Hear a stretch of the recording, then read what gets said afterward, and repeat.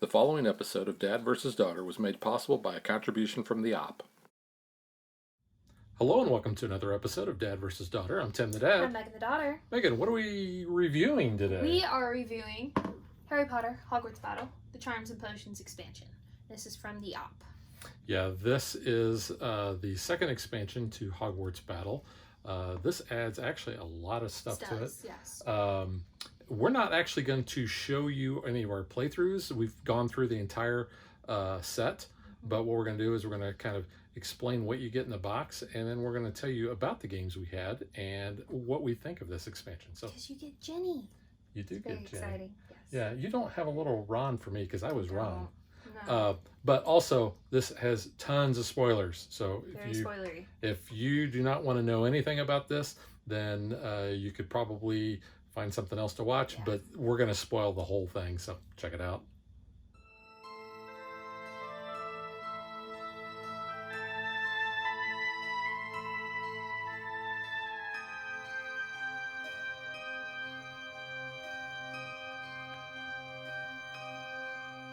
Okay, so as we said in the intro, this is going to be very spoilery for all the packs, as you can see all the stuff here. So if you're not really wanting to see all of the components and stuff, this probably isn't the video for you. But otherwise, this is everything that you get in the new Charms and Potions expansion. So yeah, first we're gonna just break it down. We have a new character here, playable character. So we get Ginny, which I'm very happy about. And her ability is if you assign one of the lightning bolts and or the influence to 2 or more villains, all heroes gain a influence, or the money as we call them. And then we got her Patronus, so if you have the Monster Box of Monsters expansion, this comes into play with Box 3. So her ability there is once per turn, you can discard a bolt. If you do, all heroes draw a card. So we get that for her.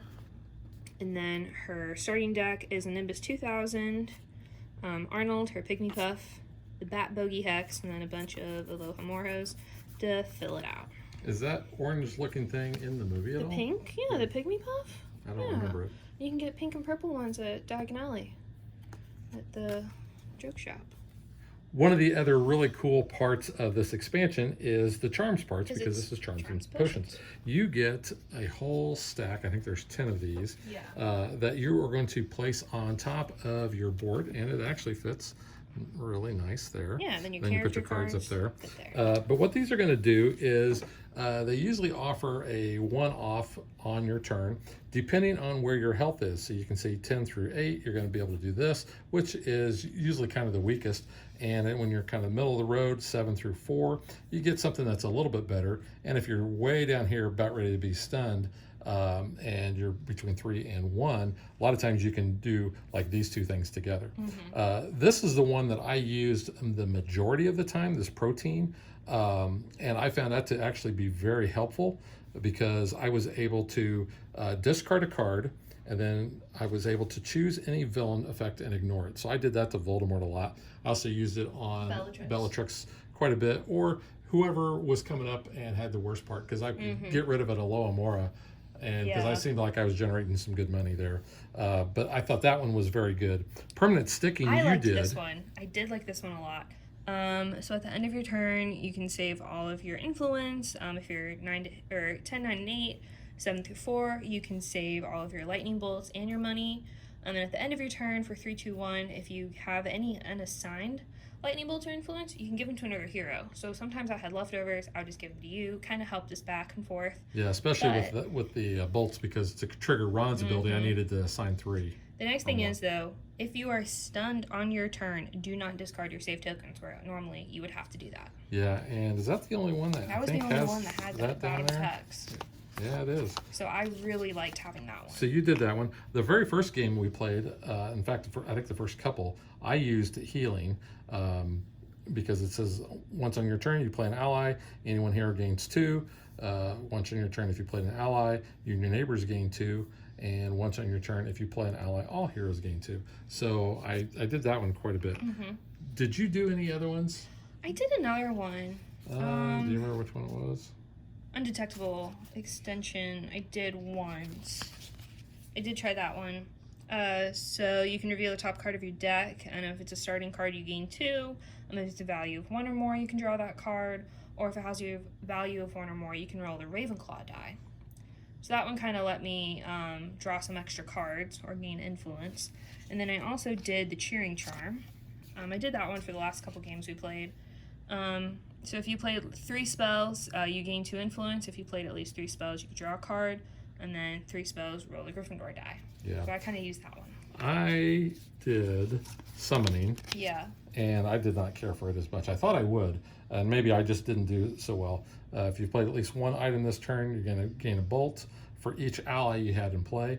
It seemed like we were discarding allies a lot, so I didn't get to get any. Yeah, I didn't get a chance to really do this that well.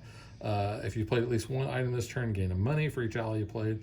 And if you've played at least 1 item this turn, any 1 hero gains 2 for each ally you've played. It didn't seem to work very well with me, but I only did it for 1 game. The other ones that we have not used yet, we have Apparition, we have Hover, we have Defensive, and we have Memory. So I think I used Memory maybe once. I don't have a good memory to remember if I used Memory apparently. So there are 10 of these. Really like these. Yeah, these are a nice addition. And the fact that you have 10 gives you another lot of replayability that you can have. I kind of wish they were almost double-sided, so you could have like 20 charms.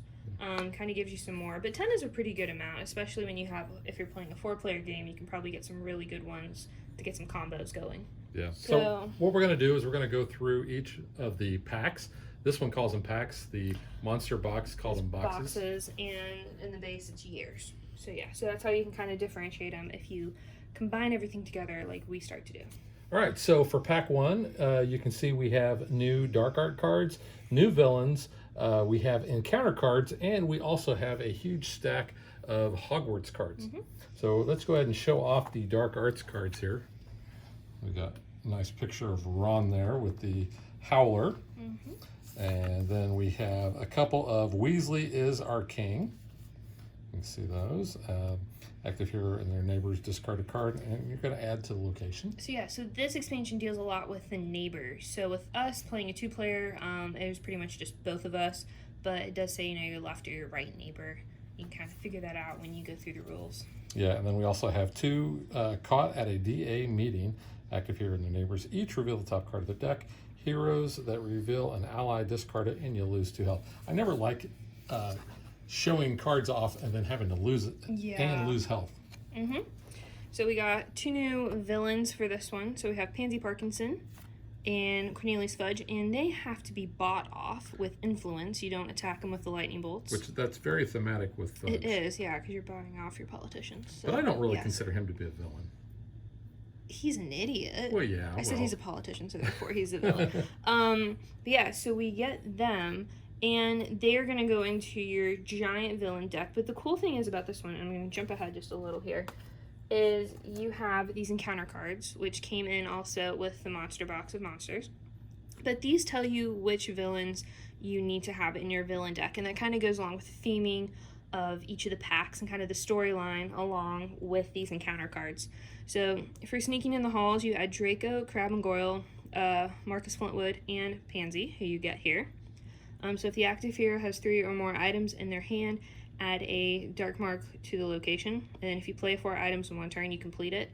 Then whoever completes it gets to hold on to the encounter, and then you can choose when to use the reward later on in the game. So then we have the Ministry's Meddling, so you add Fudge and Lucius.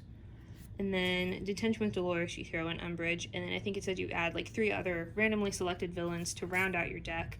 And I believe you play with year 5 Boldy at the very bottom. Yeah, and the rule book for each of the packs will tell you which villains to add. Yep, so the year 1 obviously is just like, or pack 1, it's in here. Tells you some additional rules as well. And then the back you can store all your other rule books as you go along. But it does break it down very nicely here, pack 1 cards, how you set up, and explaining all that. So our pack 1 locations here is the Black Lake. And then we have the Hospital Wing and the Hogwarts Library. And these are designated for 2 to 3 players, and on the back side it's 4 to 5. And when we play Pack 1, we never got past the Black Lake. So that was always a good thing. We never had any markers expand on that. Yeah, and I felt like we won that one very handedly. Very fast win there. So we have that. And then we have a big stack of Hogwarts cards that will add to our ginormous Hogwarts deck. The cool thing is with this one, it added these ally cards of all of your playable characters. So I played as Ginny, you played as Ron. So you take out whoever you're playing so they don't end up in your Hogwarts deck. And then these guys are open as just regular allies like any other ally card. So since I played as Ginny, I found Ginny in our deck and pulled her out as well. And ironically, we never pulled any of those. We never did. Yeah, they never came up because our stack is massive. But we had a couple new spells here. Arrest of Momentum's pretty good. We had a bunch of owls in this package, which I was kind of surprised at because I would have thought they might have came in a little bit more with creatures.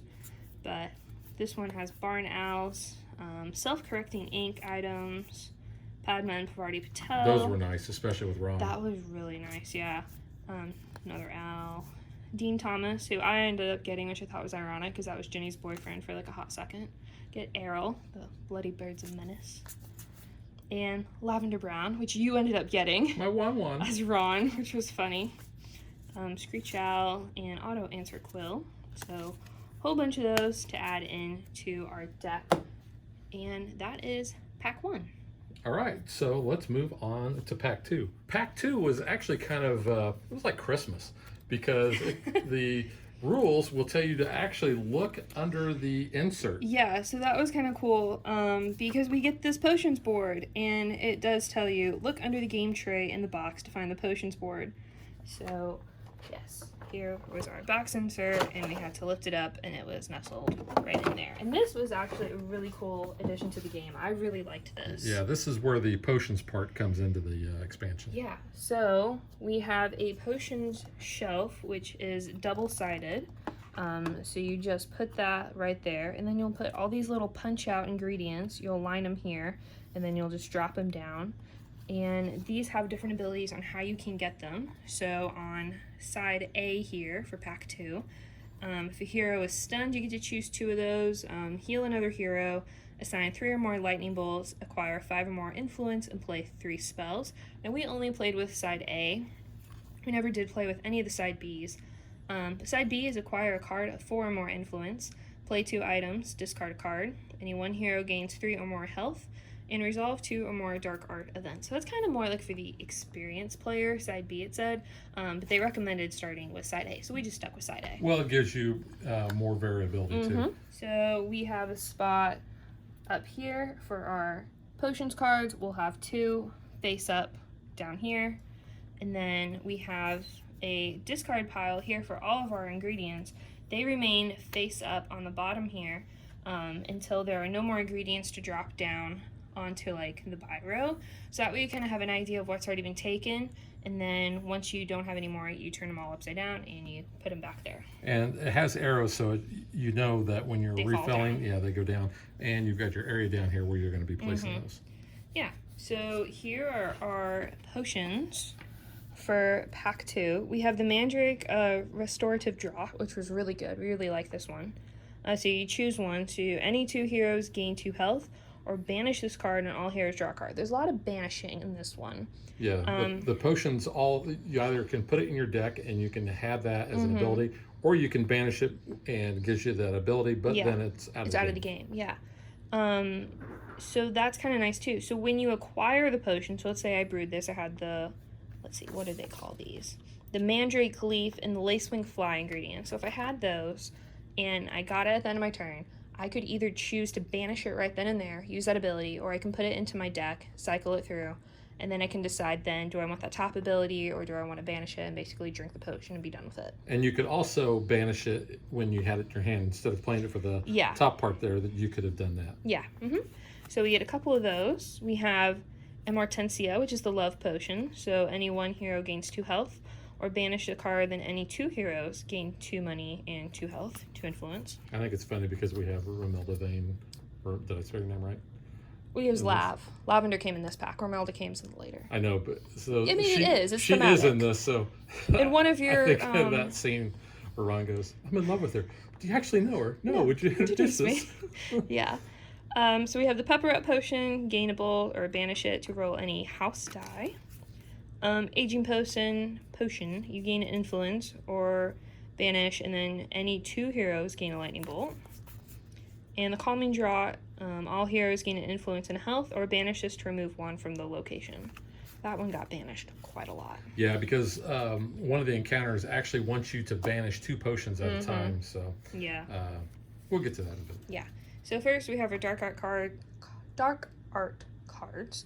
We have kind of a depressing one there, Beyond the Veil, which is actually the chapter title in which Sirius dies. So I kind of like some of the book callbacks though, because we had Weasley as our king in the first pack, and that was only mentioned in the books, never made the movie. But yeah, so sad event here. Active hero and their neighbor each loses 3 health, and for each hero that's stunned, you add an additional dark mark to the location. Quick quotes quill. So you and your neighbor lose a health because your eyes are swimming with the ghost of your past. So Devil's Snare, active hero cannot gather potion ingredients, you add 1 to the location. I have 2 of those. And in the Hall of Prophecy, active hero discards a card, cannot use the charm ability, and you add 1 to the location. So I have a couple of those there. So our new villain here, we just get 1 in this pack, and it is Rufus Scrimgeour, who's kind of useless. But, you know, he, like, reads Dumbledore's will, so I guess that's, like, the only good thing he did, really. That's why we gave him some stuff. We only got 1 of them. Yeah. So, yeah, for each card in hand with an odd influence value, active hero chooses another hero to lose 1 health. So we have him. And our new locations are Ministry of Magic Atrium, and this is from the Deathly Hallows, because it is the Magic is Might statue there in the middle, with muggles in their rightful place at the bottom. Then you have Ministry Courtroom, and Ministry Lift. So have those. Very ministry oriented, this pack. That goes along with our encounter cards here. Before the Wizengamot. So you had Umbridge and Rita Skeeta. Ministry of Magic here, Fudge, Scrimgeour, and Thickenese. Yeah, this was bad for us because you had to make your Hogwarts card cost 1 more. Yeah, that was not good. Especially when you had Umbridge out, who was like, oh, if it's like 4 or more, do this. And it's like, oh, it stinks. And then again, Magic is Might, so Death Eaters and Lucius. Which I don't think we ever actually had that one come up. We never got to that one, yeah. We were just paying more money. Yeah, because you'd have to acquire 3 cards a turn, and when they cost 1 more to begin with, it just made it really hard. Yeah. So then going along with Ministry, we get their favorite little worker. Percy Weasley. Yeah. So after resolving Dark Arts and Villain effects, if you have exactly 5 cards in hand, gain 3 influence, otherwise gain 1. Which that's going to be hard, because a lot of these made you discard. Yeah, there's a lot of discarding. Yeah, so... Then there's the Zorro spell. That's what you would call it. You'd be like, give me the Zorro one. I'll be like, what? So then I realized it was the Z one. Confringo. School Owl, Arabella Fig, an Eagle Owl, Evanesco, a couple of those there. So yeah, pack 2, we didn't do too bad. Having the potions cover was really kind of a nice addition in We this lost one. the first game, and then we kicked butt the second game. Yeah, so we were okay with that. All right, well, let's move on to pack 3. We have another one of the potion shelves here. Again, they offer something a little bit different, and there is a B side to that as well. So lots of replayability going on there. And then our new potions here, we have Skullgrow, Hair Raising Potion, Elixir of Life, which any 1 hero gains 7 health. The problem with that was we were always high enough. So, I mean, it would be like we were at 9 or 8. If we could split the health, that would be kind of nice. Like, oh, you get 2, I get 3, or whatever. And I actually had 2 of those in my hand at once, and I was telling Megan, hey, Megan, gain 7 health. Gain 7 health. I should be like way OP now. And then we have Beguiling Bubble, so draw a card or banish this to remove 1 from the location. So lots of those. And this pack brings in Dark Art potion cards. So we did not have any new like Dark Art events. We had these potions, which really suck. Right, and that like you said, that's what these all are. So in order to basically get rid of these, because when you draw them, they're going to go in front of you, and then on your turn, you always have to look and see if you trigger this ability. But to get rid of them, you have to collect these potion ingredients. Yeah. So you can see we have a memory potion, we have a couple, we only have 1 draw the living death, We have Truth Potion. Which I don't know why they didn't call that one Veritas Serum. Yeah. Because we have a name for the Truth Potion. We have the Flesh-Eating Slug Repellent. Yeah. So we got a couple of those. And then we have a couple of Garrotin gas, which I always said, Megan, you're going to lose a health because I got gas. Yeah, I gassed out there in there. But the interesting thing about the Dark Art potions is, so whoever reveals that from the Dark Art deck, takes it, puts it in front of their display, that potion remains there and constantly will give that player bad luck until you basically brew that potion. That's not to say, though, that you couldn't gain potion ingredients and help me out if I had a potion in front of me. Yeah, that's so just like with the cupboard, when you have 2 cards here you're trying to work for, and then whoever gets it defeats it, or like, acquires that potion. If I knew you needed some of those ingredients, I would purposely try to look at that potions cupboard, potion shelves, and try to figure out what ingredients can I get to either help you remove one of those. And we didn't really focus too much then on actually acquiring some of those potions into our hand. It was more removing the bad ones. Okay, so then we have new villains here. We have Corbin Yaxley. Yeah. So we have him, the Inferi, which is a villain creature. Yeah, so because there are some cards, especially with the box of monster box of monsters, you have creatures. So, and there are some cards that target creatures. Mm-hmm. And then Narcissa Malfoy, rest in peace.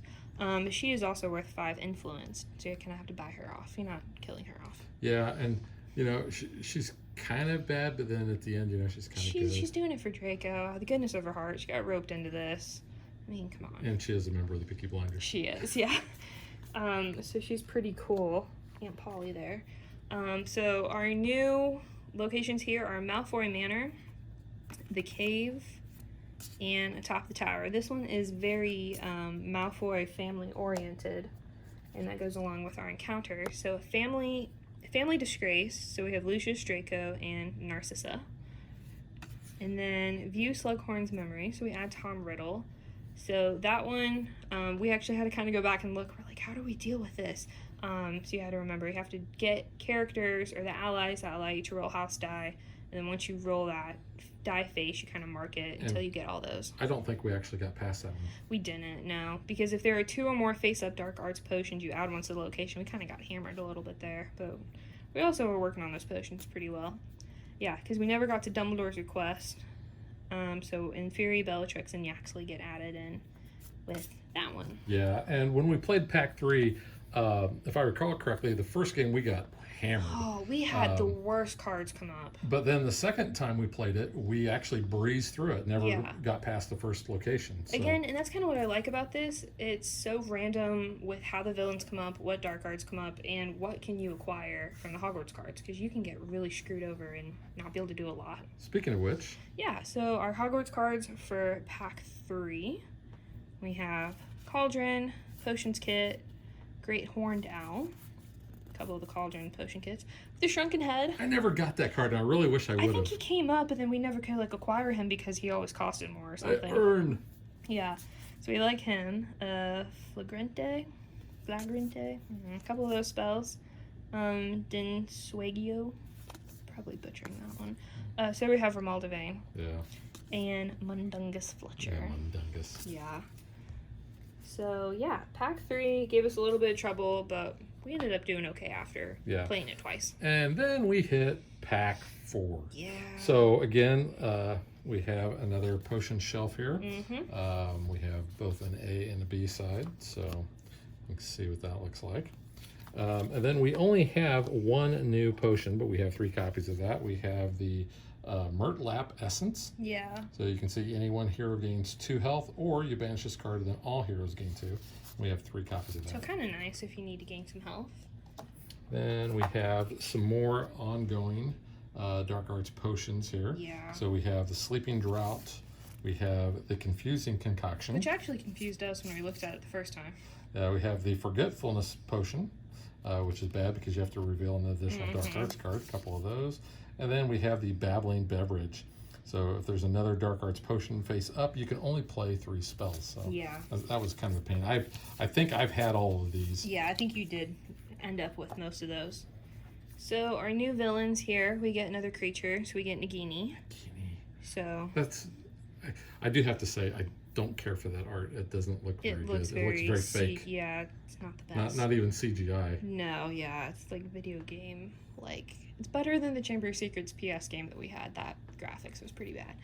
And then we have the Caros, so Amicus Caro and Electo Caro. So they do really bad things, especially if they're out together, And which we they were did, for us. Yeah. So Because we they were feed off of flirting. each other. Yeah. Yeah, because his says for every dark art event resolved this turn, the hero is going to lose one. And hers is for each ally in hand, reveal an additional dark art card. So if you got allies in your Yeah. hand, she's going to trigger, which then triggers him. Yep. And then the big bad here, we had an advanced Lord Voldy. Yeah, he's So bad. yeah, active hero loses 1 health for each dark mark on the location. The active hero stunt add an additional 1 to the location, and he's worth 7 influence and 25 health. Yeah, and I tried my best to kind of nullify him, and I'll talk more about that. Yeah. But yeah, he kicked our butt. Did not work out very well. So the locations here are the Great Hall, the Forest Clearing, and Castle Courtyard. So yeah, we did not do very good because we got to all those locations Yeah. in this pack. But our encounter cards here, so staffing changes, so the Caros, Electo, and Amicus. Ironically, we actually resolved all 3 of these encounters. We did, yeah. So the 7th Horcrux, so you add Lord Voldemort and Narcissa. Yeah, this is really bad. The active hero loses 3, and if it stuns you, then you're going to add 1 to the location. We were adding 1 to the location every time we turned around. It was not good. And then the final one, Battle Hogwarts, add 1 to the location and reveal an additional dark art event. But we were lucky. We resolved 5 dark art events in 1 turn. I don't know if it's really lucky per se. Yeah, It did because bad stuff, I was doing a lot. but it got all these events or encounter cards taken out of the way. Because we did have Bellatrix come out So you had to draw during another that. one. So we were drawing 4 to begin with, and if And- any of them made you draw another one, boom, we solved it. And we're on the 3rd location, so we had to draw 3 anyway. Yeah. So we're like, oh, well, that kind of worked out for that, but not good. Now this guy, he looks very familiar. He kind of looks like Mad-Eye Moody. I know, yeah, no relation in the Harry Potter world, but yeah, Domhnall Gleeson. So we get Bill there. And he's also the one that's in the Star Wars movies, right? Yeah, General Hux. Yeah. And he was in like the Winnie the Pooh movie, and he was in About Time, which is a really cute rom-com with him. I like him as an actor. I think he's cool. So Revelio, we got Aberforth, Dumbledore. We didn't get any of his goats. We got owls, but no goats. So he had goats with him. Tawny Owl and Revelio. So a couple new spells there. Yeah, this one was hard, like I said, because we kept adding Yeah. to the location. We flew through the locations on that. Mm-hmm. And there's not that, I mean, when you were able to defeat some of the villains, you could get rid of 1 or 2 off of the location, the dark marks off there. We weren't getting any Hogwarts cards that allowed us to No. do that game. So that really hurt us. But if you really want to increase the difficulty afterwards, the rulebook for Game 4 tells you, hey, you can just add all these cards and really make things worse for yourself if you really want to go there. But that's kind of nice. Gives you some options on replayability. Okay, so now that we've showed you what comes in all 4 of the packs, and I know we've kind of talked about how our individual games played out, let's get to our overall thoughts and what we think.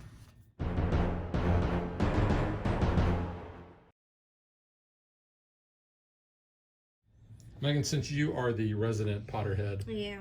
I'm going to let you go first and talk about what we thought overall, because we've talked about our individual games.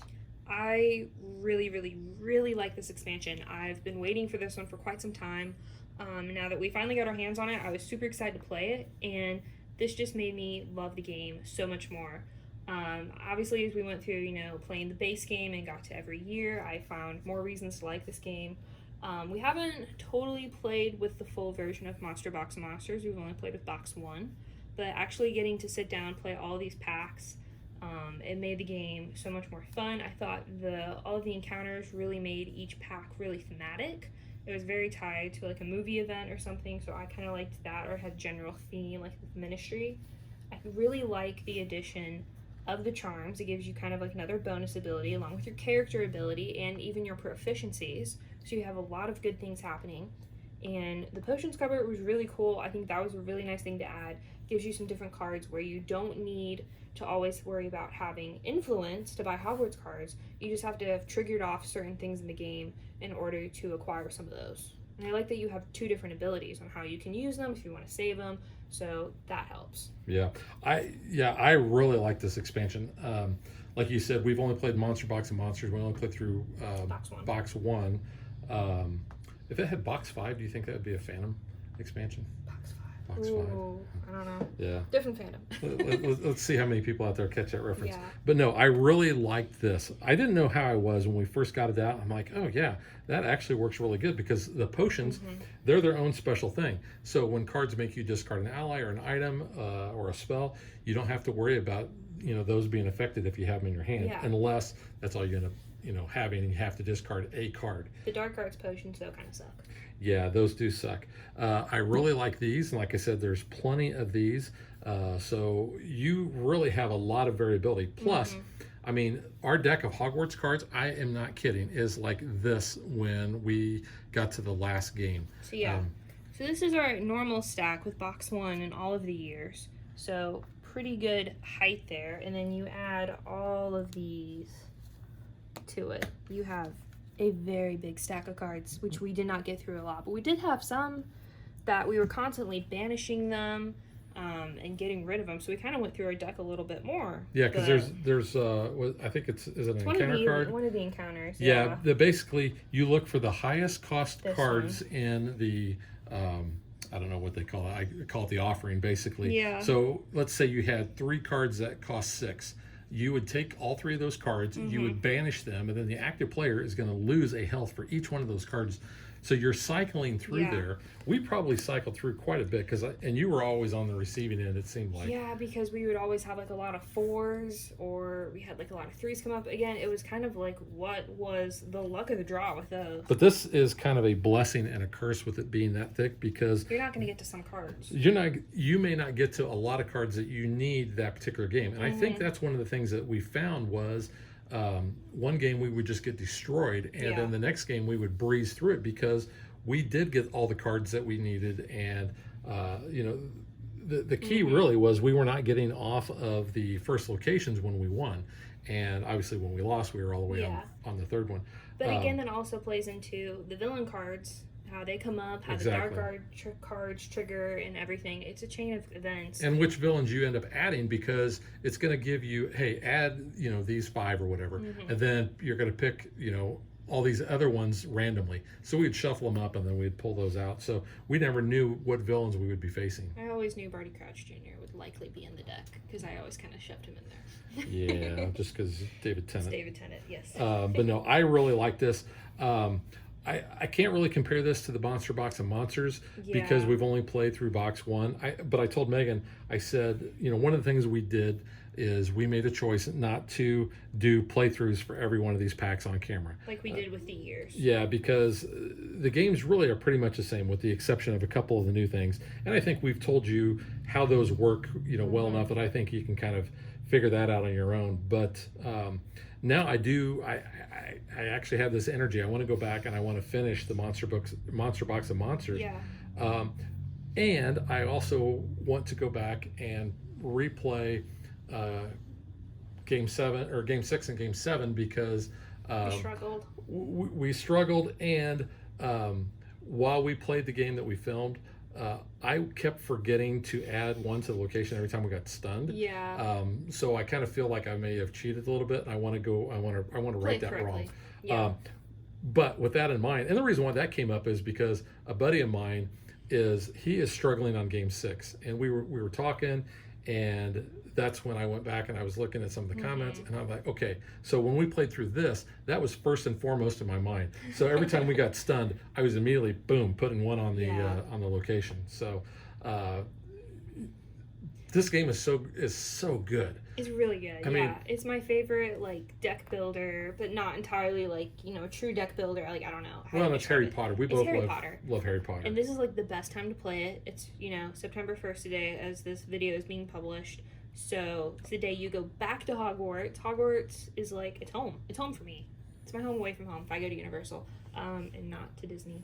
But, we love the Harry Potter movies. They come out around, Thanksgiving, Christmas time. That was always kind of our time to get back into that world. And it's 20 years of the Harry Potter films this year, which is crazy. And I couldn't believe that you were only 4 when we took you to the first movie. Because and I remember seeing it in theaters. I remember I thought you were older, though. But I'm like, no. Because I remember I couldn't sit through that long of a movie, and I missed Norbert because I had to go pee. And then I remember watching it at home. Well, you were almost 5. I was almost guess. 5. I was close enough. But It was a long time ago. Yeah, but I think if you like this game, this is a no-brainer to pick up. If you like Harry Potter, you should be having this game. Yes. Just And then because get it the is expansion. so good. It's very thematic. And like you were pointing out, some of these cards make that pack seem more thematic. You know, Yeah. kind of like, especially like pack 3 with the Malfoys. You're having all the Malfoys in there. You have them on the, you know, their images are on the cards. This one is all Deathly Hallows, Battle Hogwarts, Yeah. 100%. Like, Which it should be. yeah. So it's very exciting to get through that. Again, they increase in difficulty as you go on, but does not deter from the fact that if you lose, it doesn't feel like it's the end of the world. Where, like, when we were playing Marvel Champions, yeah. I was like, I'm done. I don't want to touch this game for a while. This game makes me really excited because I'm like, okay, I can get a whole new deck of cards, a whole new everything. Let's go again. Yeah. So it's always good. And Always you're- good to try it again. And your character's getting stunned as opposed to being defeated and kicked out of the Yeah, game. you don't die, But which is nice. so that's on the gameplay. Now, this is where the game takes a hit from us, and I think takes a hit from everybody, and that is on the component quality. The printing on the Yes. cards. Oh, The man. backs of the cards, again, are not the same color It drives as me everything else. insane. And the Hogwarts cards for this set are different sized. Okay. They're just a little bit bigger, and if you feel them, they're not only a little bit wider, but they're Yeah. also a little bit taller. I don't think you'll have any problem if you sleeve this, but you're going to notice when you pick up the stack of cards, Yeah. which, you know, that you have cards from this set in there. We have this as well as some dark art cards. They are like different shades of dark green, navy, like black and gray on the backs. These are all different. So the monster box of monsters is kind of this darker, which kind of works with the charms box. But yeah, your base game, But you can still tell the super difference. light. You can still tell the difference though. Yeah, and all three of them. Very light. Promo cards even that we have in here, very much so. You can tell. I mean, we don't know these cards enough to be like, oh, I know this is going to be a base card. Well, no, but because like, they're, there's yeah. so many of them, so we can't like go through the deck and be like, oh, we can tell the difference. But I don't know if the op changed printers, publishers, however they did this, but like very different in card texture and like kind Yeah. of durability. And that's really my only complaint is the backs of the cards, and like I said, those card sizes were a little A different. little wonky. Um, The quality on the board, though, I think is good. Yeah. And like my friend Chris likes to point out, the board is wrapped because when you have exposed edge there, a lot of times Mm-hmm. this will peel easy. But with a wrap board, you don't generally have that.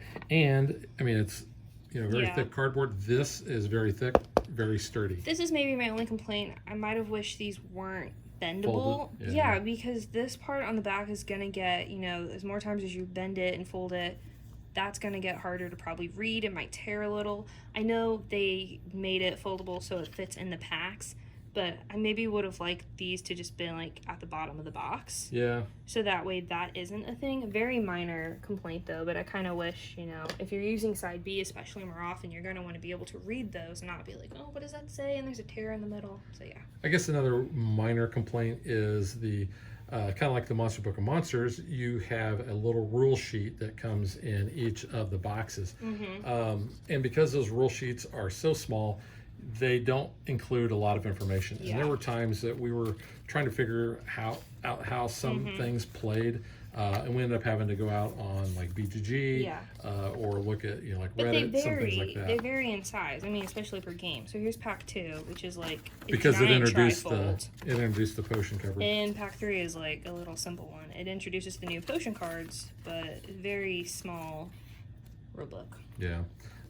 So I wish that they had better rule books. I do like though for that you that. can store them all in the back of your rulebook, so you're not like searching through the boxes and it's all like right there. I do Yeah. like that. I mean, that's the same with the other ones, but I think that's kind of a nice. I think the art choices that they made for a lot of these I think is really cool. Especially I like the Skelegro because you got the. Well, it's all skeleton stuff from the model. movie, which I Yeah. think is cool. And those production designers on these films went so hard. Like they didn't have to go this in depth, but it's very cool. Adds again to the theming, immerses you more into the world. So yeah, overall really good. Very minor complaints just with production quality. Gameplay though, through the roof. Yeah. Definitely add this to your collection. The insert is serviceable. Nothing wrong with it. Just your normal molded plastic there. If you are adding this into your regular box though, it does give you a new divider for your potions cards, but this is going to start filling up, especially if you combine everything. So we have all of our years in here and box 1. We added Jenny. We have Luna in here from the monster box. But yeah, once we add all these Hogwarts cards here, it's going to fill up, and this is going to get very full with new locations, new villains, everything. And we did, because I don't know why, but they did add a couple more tokens. We got some new tokens, yeah, some new influence tokens, and I think another heart was in here as well. Yeah. So I guess if you've lost them, I guess you have some new ones. But yeah. All right, so that is Harry Potter Hogwarts Battle, the Charms and Potions expansion. I think we both give it 2 thumbs way up. Yes. We just enjoy the heck out of playing this game. And this is a game I will tell Megan, hey, you want to play anything? And she's like, yeah, let's play this. You kind of have a couple of go-to games. I do. You know, especially depending on what time of year it is. It's this one and the Doctor Who game. Yeah. That you're like, let's pull that out. Which that will be coming to the channel pretty soon, a couple months. Because you have the companion expansions, yeah. All right, so we will catch you guys next time. Bye. Thanks for watching our video. We hope you enjoyed it. And if you did, click that like and subscribe button. You can also follow us on social media like Facebook and Twitter at DadBeDaughter. And if you like what we do and you want to support us, you can visit our Patreon page. So thanks for watching. Thanks.